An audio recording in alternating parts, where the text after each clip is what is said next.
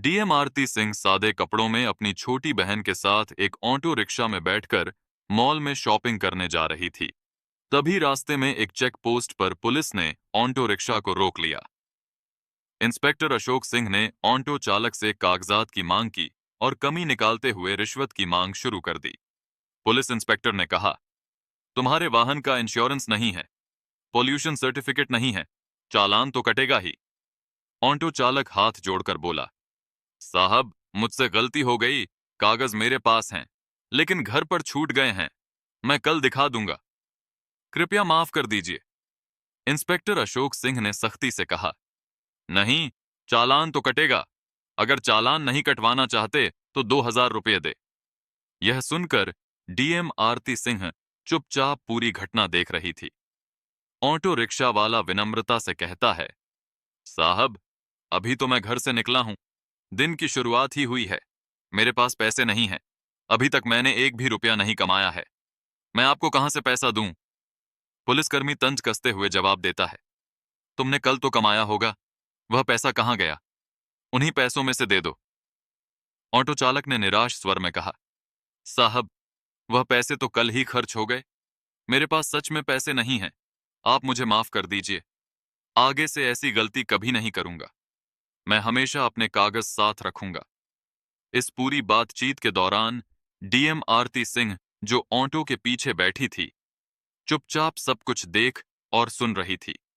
जब police inspector Ashok Singh auto rickshaw वाले पर रौब डालते हुए कहा, अबे गरीब भिखारी, तेरे पास 2,000 रुपये नहीं है, किसी भी तरह से मुझे 2,000 रुपये दे, नहीं तो तेरी ऑटो रिक्शा को जब्त कर ली जाएगी।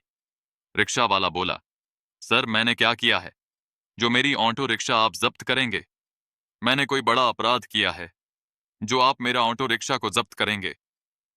यह सुनते ही इंस्पेक्टर आग बबूला हो गया और उस ऑटो ड्राइवर को एक थप्पड़ जड़ दिया और बोला, मुझसे जुबान लड़ाता है, तेरी इतनी औकात है। यह देखकर डीएम आरती सिंह को गुस्सा आ गया। वह ऑटो से उतरकर उनके पास गई और उन्होंने पुलिस वाले से कहा, आपको इस ड्राइवर को थप्पड़ मारने का अधिकार किसने दिया? यह कोई तरीका है? ये भाई रोज मेहनत करके गाड़ी चलाता है, इसी कमाई से इसके घर का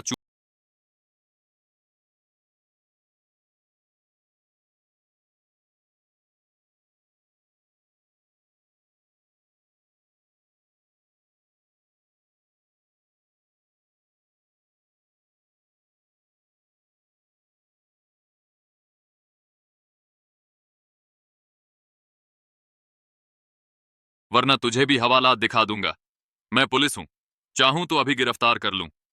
ज्यादा अकड़ मत, दिखा समझी। अशोक सिंह को बिल्कुल अंदाजा नहीं था कि जिससे वह इस लहजे में बात कर रहा है वह दरअसल एक डीएम अधिकारी है। आरती ने शांत रहते हुए कहा, सर आप पुलिस वाले हैं तो क्या लोगों को लूटेंगे, गरीबों से जबरन रिश्वत लेंगे? यह जो आप कर रहे हैं यह न सिर्फ गलत है बल्कि कानून के खिलाफ भी है। आरती की बात सुनकर अशोक सिंह आपा खो बैठा। उसने गुस्से में आरती को थप्पड़ मार दिया और बोला, तू मुझे कानून सिखाएगी, तुझे उसी वक्त से देख रहा हूं, बहुत ज्यादा बड़बड़ा रही है। तुझे लगता है कि तुझे मुझसे ज्यादा कानून आता है? ज्यादा गुस्सा मत दिला, वरना तुझे और तेरी बहन ललिता दोनों को जेल में सड़ा दूंगा। चलो जल्दी, ऑटो लेकर भागो। यहां से ऑटो चालक ये सब देखकर डर के मारे चुप था। वहीं आरती ने अपने गुस्से को काबू में रखा। वह जानबूझकर अपनी पहचान उजागर नहीं कर रही थी, क्योंकि वह देखना चाहती थी कि सब इंस्पेक्टर अशोक सिंह कितनी हद तक गिर सकता है। फिर वह ऑटो रिक्शा पर बैठे। कुछ देर बाद ऑटो ने उन्हें कपड़ों की मॉल पर उतार दिया। आरती ने अपनी बहन ललिता को अंदर ले जाकर उसके लिए सुंदर सुंदर कपड़े खरीदे। बाहर से भले ही आरती शांत दिखाई दे रही थी, लेकिन मन ही मन उसने ठान लिया था, इस सब इंस्पेक्टर अशोक सिंह को सबक सिखाना ही होगा। कानून का मजाक उड़ाने वाले ऐसे अफसर थाने में रहने के लायक नहीं हैं।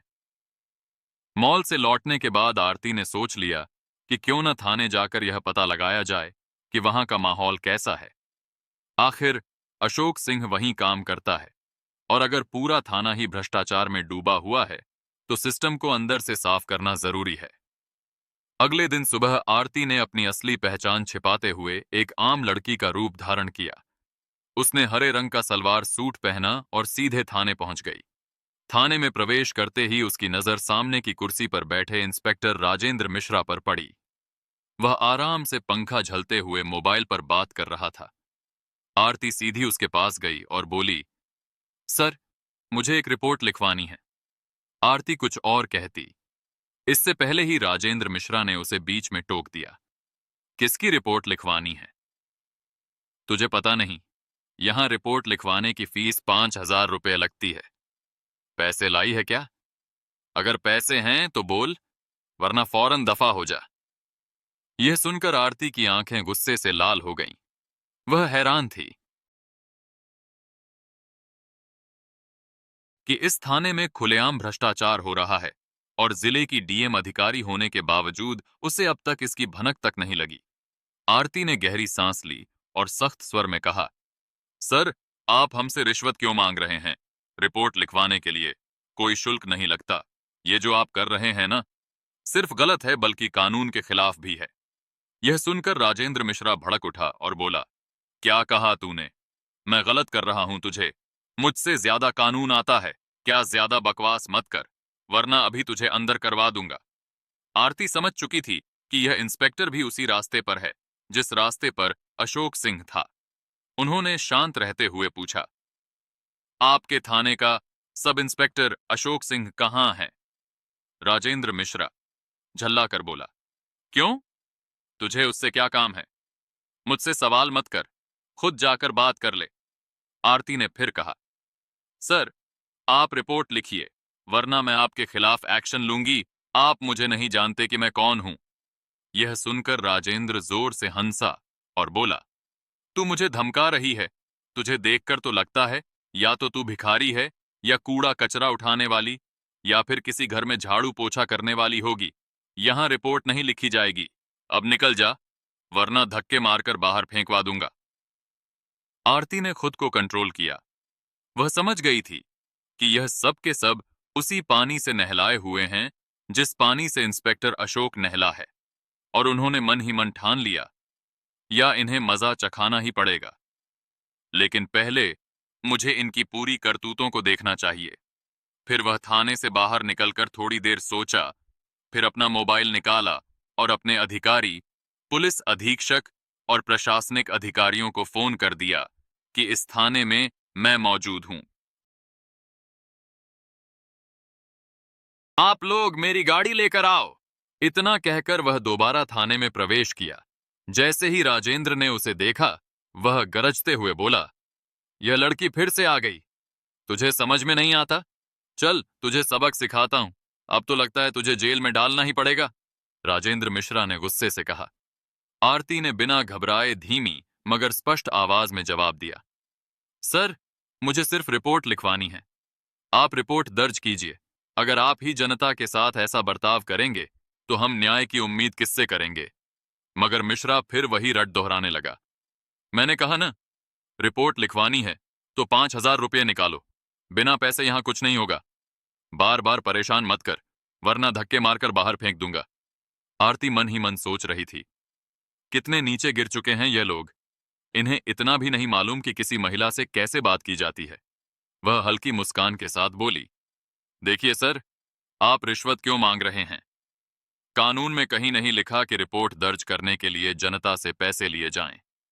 आप साफ साफ कानून तोड़ रहे हैं। अगर आपने रिपोर्ट दर्ज नहीं की तो मैं आपके खिलाफ सख्त कार्रवाई करूंगी। आप खुद को बड़ा अधिकारी समझते हैं, लेकिन आपको अंदाजा भी नहीं कि आपके साथ आगे क्या होने वाला है। यह सुनकर मिश्रा बुरी तरह तिलमिला गया। उसने दो सिपाहियों को इशारा करते हुए आदेश दिया, इस लड़की को बाहर निकालो और सबक सिखाओ। यह ऐसे नहीं जाएगी। दोनों सिपाही आरती की ओर बढ़े ही थे, हाथ पकड़ने को कि तभी थाने के दरवाजे से कड़क आवाज गूंजी, रुको। सबकी नजरें दरवाजे की तरफ घूम गईं और वहां खड़े देखकर सभी दंग रह गए। अंदर आ चुके थे भारतीय प्रशासनिक सेवा और पुलिस सेवा के अफसरों का दल, जो डीएम आरती को बुलाने आया था। उनके पीछे कुछ और वरिष्ठ पुलिस अधिकारी भी थे।